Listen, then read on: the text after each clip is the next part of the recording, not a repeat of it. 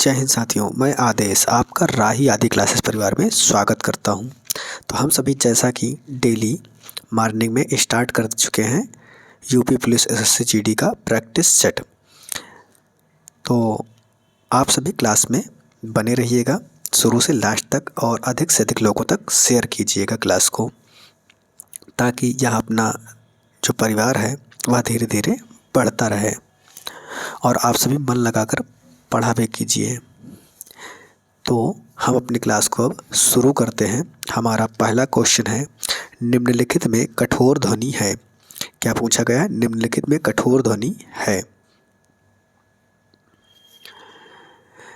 तो जो कठोर ध्वनि है यह हमारा ऑप्शन बी सही हो जाएगा। कौन सा? ऑप्शन बी सही हो जाएगा। जो आ ई उ है इसे क्या बोलते हैं? शिथिल ध्वनि बोलते हैं।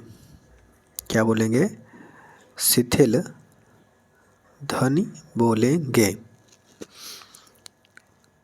और या और वा को क्या बोलते हैं? अर्ध स्वर बोलते हैं। क्या बोलते हैं? अर्ध स्वर कहते हैं। ए और ए इसे क्या बोलते हैं? कंठ और तालु बोला जाता है, क्योंकि जो ए है वह आ यानी कंठ हो गया, ई यानी तालु हो गया, तो यह कंठ और तालु से मिलकर बनता है, इसलिए इसे कंठ तालु स्वर कहते हैं। आगे चलते हैं। हमारा अगला क्वेश्चन है, निम्नलिखित में पुर्तगाली भाषा का शब्द है। हमें बताना क्या है? पुर्तगाली भाषा का कौन सा शब्द है? सबसे पहला ऑप्शन ए दिया है, कातिल। कातिल जो है वह किस भाषा का शब्द है? कातिल जो है वह तुर्की भाषा का शब्द है। किसका? तुर्की भाषा का। जो आवारा है वह फारसी भाषा का शब्द है। किसका है? फारसी भाषा का शब्द है। गोभी दिया गया है, तो पुर्तगाली जो है वह गोभी जो है वह पुर्तगाली भाषा का शब्द है। यानी इस क्वेश्चन का हमारा जो राइट आंसर होगा वह सी होगा कि पुर्तगाली भाषा का शब्द गोभी है। बचा क्या? अखबार। अखबार क्या है? यह अरबी भाषा का शब्द है। किसका? अरबी भाषा का शब्द होता है। आगे देखते हैं। अगला क्वेश्चन है हमारा, वे लोग चले गए। क्या बोला गया है? कि वे लोग चले गए वाक्य में सर्वनाम है। हमें सर्वनाम बताना है वाक्य में। वे क्या हुआ? वे लोग चले गए। मान लो हम दो लोग बातें करते हैं और किसी तीसरे अन्य व्यक्ति के बारे में किसी तीसरे व्यक्ति के बारे में बात करते हैं, वह क्या होता है? अन्य पुरुषवाचक सर्वनाम होता है। लेकिन यहाँ पर अन्य पुरुषवाचक नहीं है, तो पुरुषवाचक सर्वनाम के अंतर्गत ही आएगा। किसके? पुरुषवाचक सर्वनाम के अंतर्गत ही आएगा। निश्चय में क्या होगा? निश्चयवाचक सर्वनाम में यह और वह आता है। यह और वह आता है। निजवाचक में क्या आएगा? स्वयं आ जाएगा, खुद आ जाएगा। क्या आ जाएगा? स्वयं आएगा, खुद आएगा। अपने आप यानी अपने आप को बोला जाएगा। संबंध में जैसे जैसा करोगे वैसा भरोगे, यानी जैसा वैसा आ जाएगा। क्या आएगा? जैसा वैसा। आगे देखते हैं। अगला क्वेश्चन है हमारा, निम्नलिखित में निश्चय विशेषण नहीं है। यानी निम्नलिखित में निश्चयवाचक विशेषण नहीं है। चौथी लकड़ी, चौगुना धन, सातों घर। चौथी लकड़ी यानी क्या बताया जा रहा है? क्रमवाचक बताया जा रहा है। चौगुना धन यह क्या बताया जा रहा है? आवृत्तिवाचक हो जाएगा। आवृत्तिवाचक हो जाएगा। सातों घर क्या हुआ? यह समूहवाचक हो जाएगा, समूह को दर्शा देगा। लेकिन निश्चय विशेषण नहीं है। क्या? कोई आया है यहाँ पर, कोई जो है निश्चित नहीं है।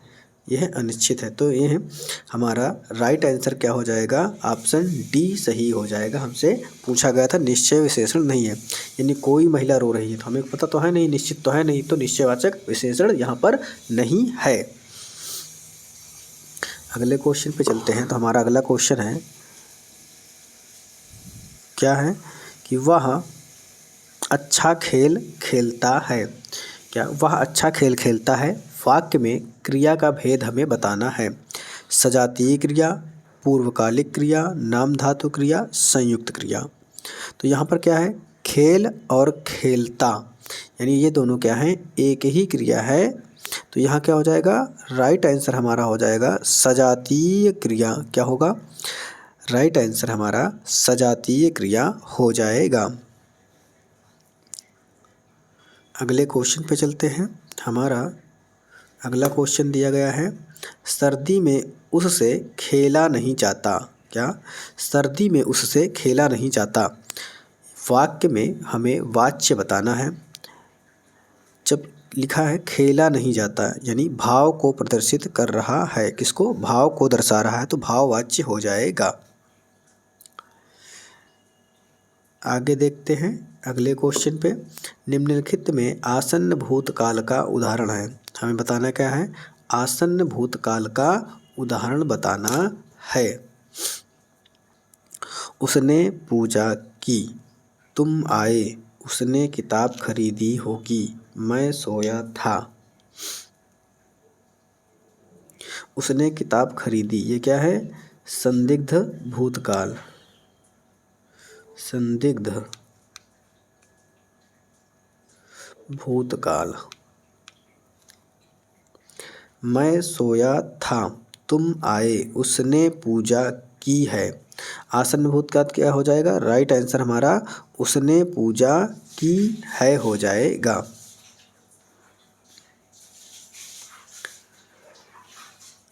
मैं सोया था, तुम आए, तुम आए क्या होगा, सामान्य भूतकाल हो जाएगा, सामान्य भूतकाल। मैं सोया था यानी कार्य पूर्ण हो चुका था, पूर्ण भूतकाल हो जाएगा। क्या हो जाएगा, ये पूर्ण भूतकाल। अगले क्वेश्चन पे चलते हैं। तो अगला क्वेश्चन हमारा क्या है, रूप की दृष्टि से क्रिया विशेषण के भेद हैं। रूप की दृष्टि से क्रिया विशेषण के भेद हमें बताना है। जब हम रूप की दृष्टि से देखेंगे तो हमारे क्रिया भेद कितने हो जाएंगे, 3 हो जाएंगे। कितने, 3 हो जाएंगे। कौन कौन से, पहला मूल, दूसरा यौगिक, और तीसरा क्या हो जाएगा, स्थानीय हो जाएगा। क्या हो जाएगा, स्थानीय हो जाएगा। आगे देखते हैं। अगला क्वेश्चन है, बादल गरजे किंतु बारिश नहीं हुई। वाक्य में अव्यय हमें बताना है। बादल गरजे किंतु बारिश नहीं हुई, वाक्य में अव्यय। संबोधन, संबोधन तो नहीं है, संबोधन संबंध दर्शा नहीं रहा है, क्रिया विशेषण भी नहीं है। विस्मय आदि में विस्मय आदि का चिन्ह होना चाहिए, ये भी नहीं है। तो क्या है, इनमें से कोई नहीं। क्या हो जाएगा, इनमें से कोई नहीं। यहाँ पर क्या आया है, किंतु आया है, तो ये क्या हो जाएगा, समुच्चय बोधक। क्या होगा, समुच्चय बोधक हो जाएगा। आगे चलते हैं। हमारा अगला क्वेश्चन है, क्या कह रहा है, निम्नलिखित में तत्सम शब्द बताइए। हमें तत्सम शब्द बताना है। क्या है, निर्गलन, निर्गलन, दई, थोड़ा और निहाई। हमें बताना क्या है, तत्सम। निर्गलन शब्द जो है वह हमारा तत्सम शब्द है। क्या है, तत्सम शब्द है। निर्गलन का जो तद्भव शब्द होगा वह क्या होगा, निगलना हो जाएगा। क्या हो जाएगा, निगलना। आगे लिखा है दई, दई का तद्भव, सॉरी दई क्या है, ये तीनों तद्भव हैं, लेकिन दई का तत्सम जो होगा वो होगा क्या, दैव।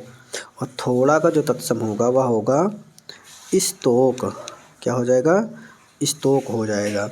और जो निहाई लिखा है, निहाई का तत्सम क्या होगा? निधाति। क्या हो जाएगा? निधाति। निधाति हो जाएगा। आगे चलते हैं। अगला क्वेश्चन है हमारा, अगला क्या है? निम्नलिखित में परशुराम के पर्यायवाची नहीं है। तो इसमें हमें क्या बताना है? परशुराम के पर्यायवाची नहीं है, नहीं है, हमें ध्यान देना है। भृगुसुत, रेणुकातनय, जामदग्नि, यह तीनों क्या हैं? परशुराम के पर्यायवाची हैं। लेकिन जो पुष्कल होता है वह पर्यायवाची नहीं है। पुष्कल का क्या होता है? प्रचुर होता है। क्या होता है? प्रचुर होता है। और क्या होगा?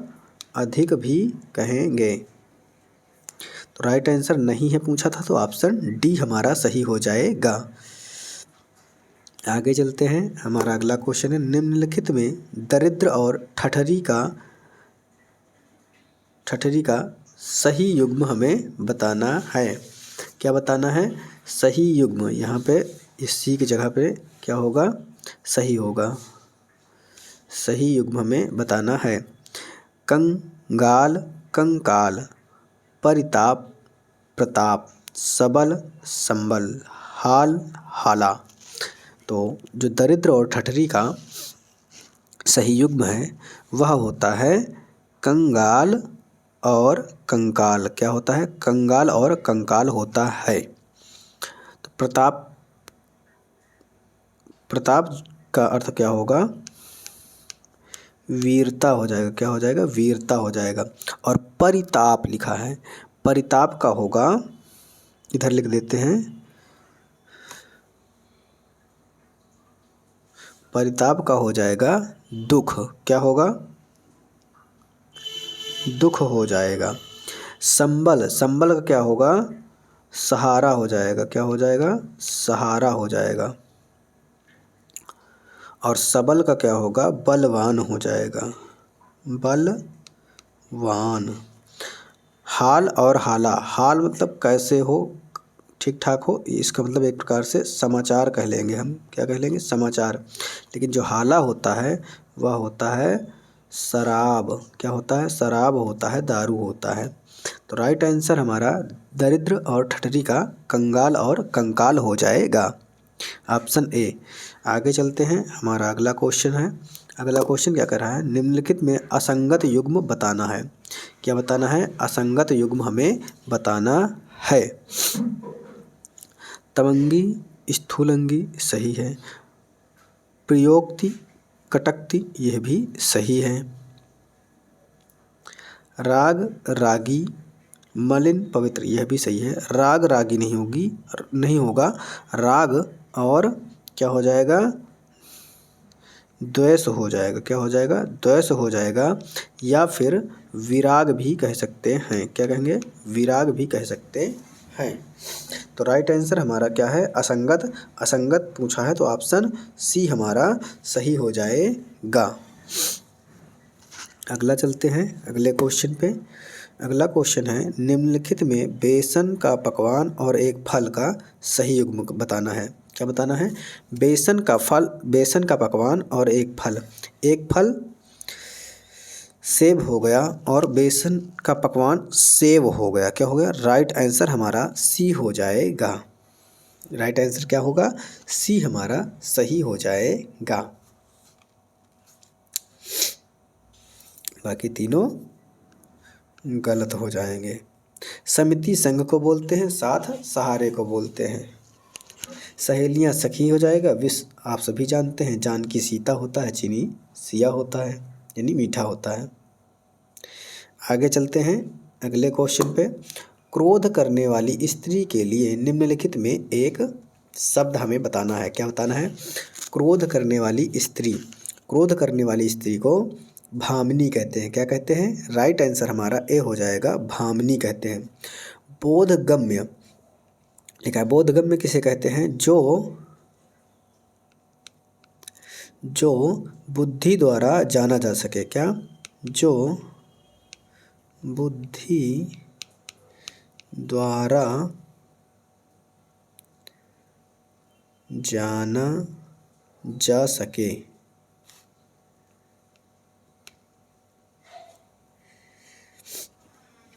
बुभुक्षा क्या होता है? खाने की इच्छा। क्या हो जाएगा? बुभुक्षा खाने की इच्छा। खाने की इच्छा को हम बुभुक्षा कहेंगे। प्रदोष क्या होता है? जो रात्रि का एक पहर होता है। रात्रि का एक प्रहर, इसे हम प्रदोष कहते हैं। आगे चलते हैं। अगला क्वेश्चन है हमारा, नियंत्रण ना होना के लिए सही मुहावरा। नियंत्रण ना होने के लिए सही मुहावरा। अंकुश ना होना, ये हमारा पहला ही सही हो जाएगा। क्या? अंकुश ना होना। कंघी चोटी करना यानी साग श्रृंगार करना। गले गले पड़ा ढोल बजाना यानी किसी के ज़बरदस्ती पड़ जाना और मौज मस्ती करना। और आगे चलते हैं। अगला क्वेश्चन है, निम्नलिखित में अशुद्ध वाक्य है, हमें यहाँ पर अशुद्ध वाक्य चुनना है।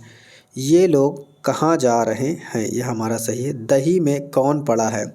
दही में कौन नहीं, क्या होता है? क्या होगा? दही में क्या पड़ा है?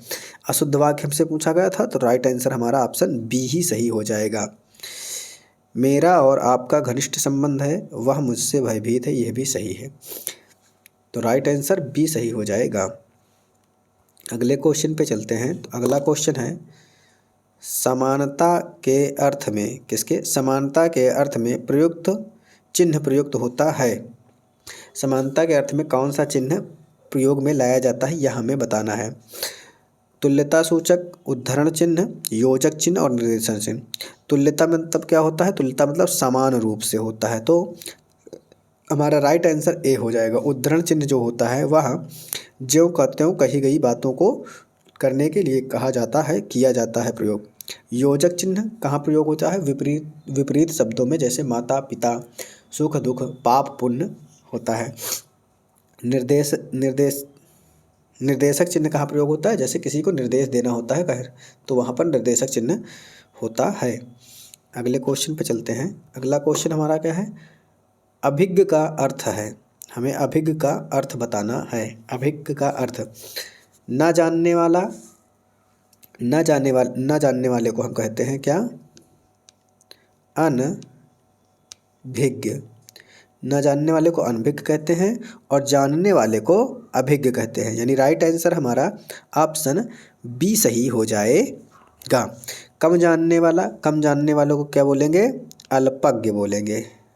अल्पज्ञ, कम जानने वाले को अल्पज्ञ बोलेंगे। आगे चलते हैं। अगला क्वेश्चन है हमारा, निर्गुण का अर्थ है। निर्गुण, निर्गुण का अर्थ क्या होता है? जो सत्व रज व तम तीनों गुणों में परे हो, उसे हम निर्गुण कहते हैं। राइट आंसर हमारा ऑप्शन ए ही सही हो जाएगा। और जो सत्व रज व तम तीनों गुण से युक्त हो, उसे क्या बोलेंगे? सगुण बोलेंगे। उसे सगुण बोलेंगे। जिसमें बल ना हो उसे निर्बल बोलेंगे। क्या बोलेंगे? निर्बल। जिसका कोई मूल ना हो उसे अमूल बोलेंगे। क्या बोलेंगे? उसे हम अमूल बोलेंगे। आगे चलते हैं। अगला क्वेश्चन है हमें, परिकर का अनेकार्थी नहीं है। परिकर का जो अर्थ नहीं है वह हमें बताना है। कमरबंद, परिवार, समूह, ये तीनों परिकर के अनेकार्थी हैं, लेकिन जो नहीं है वह है ऑप्शन डी, क्षत्रिय। क्या? क्षत्रिय नहीं है।